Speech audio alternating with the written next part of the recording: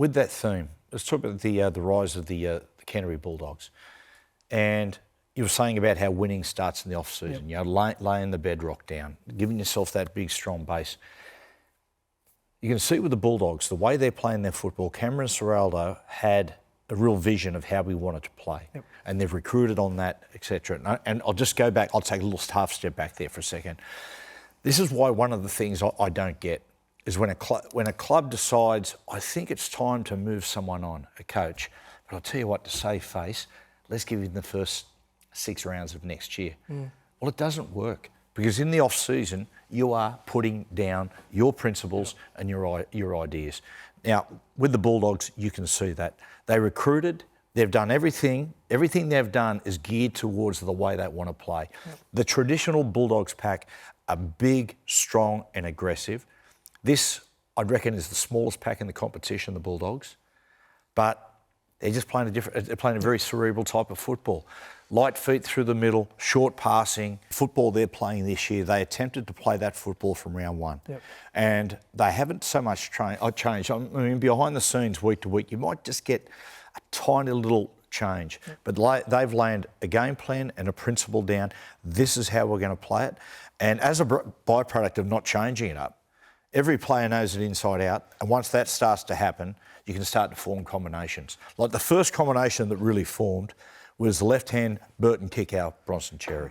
But then all of a sudden the middlemen, those smaller blokes, they're starting to form combination. And then finally the right edge, Toby Sexton, Connor Tracy, Jacob Preston and Stephen Crichton. So they've got these beautiful little combinations, these pockets of combination right across the field. Yeah, I think Stephen Crichton started the year at left centre and it had all the ingredients to be the most dominant left side.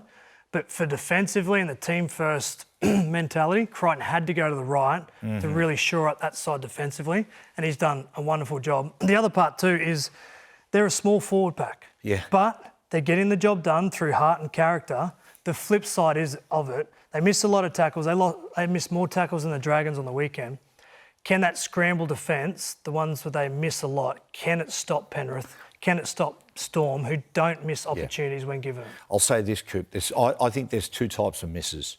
And the misses are the tackles that they are missing, or get it marked down on the sheet that are missing, I think are low-risk miss tackles. So it's like this, like if you move up in the line nice and strong and you hit kick out, and he bounces off you, you get that as a miss, but it's not a bad miss. Miss to a line break. Absolutely. Miss to a quick play. Well, you find yourself sitting on your heels and they just go straight through you. That's a costly miss.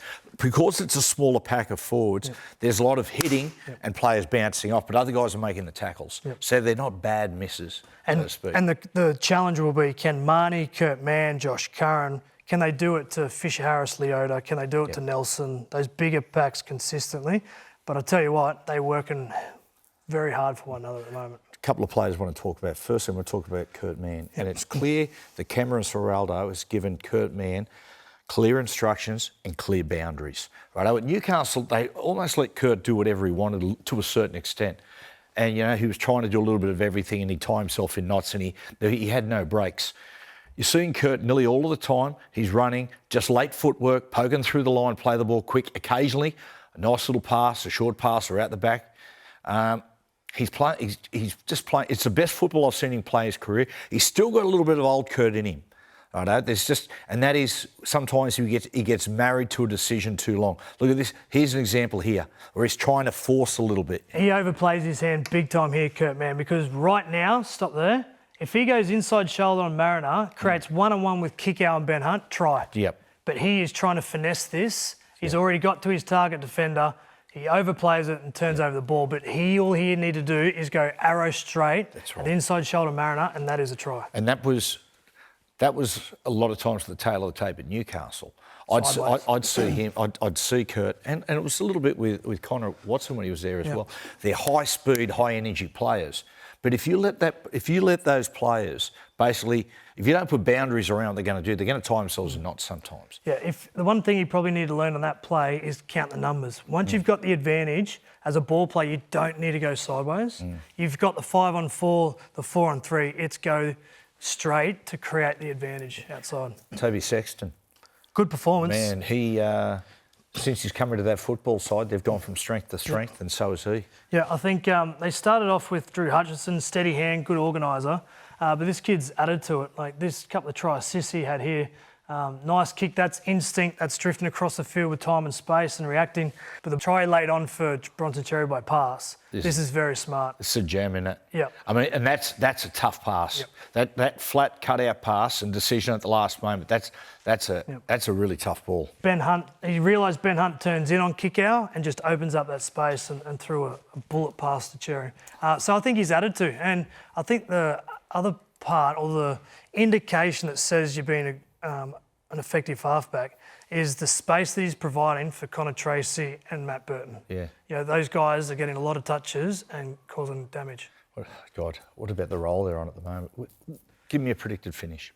But I'm good. Dogs? There's $100. You tell me where they finish. I think they finish 5th.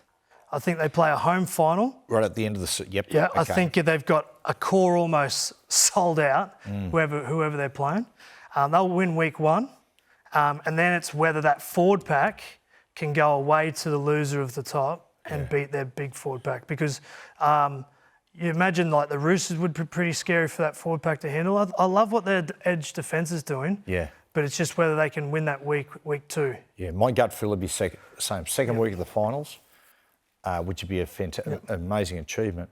I suppose if they get through that first week and they come up against a Roosters or a Storm or Sharks, one of those sides, they'll go in with that underdog mentality as they've been playing all year.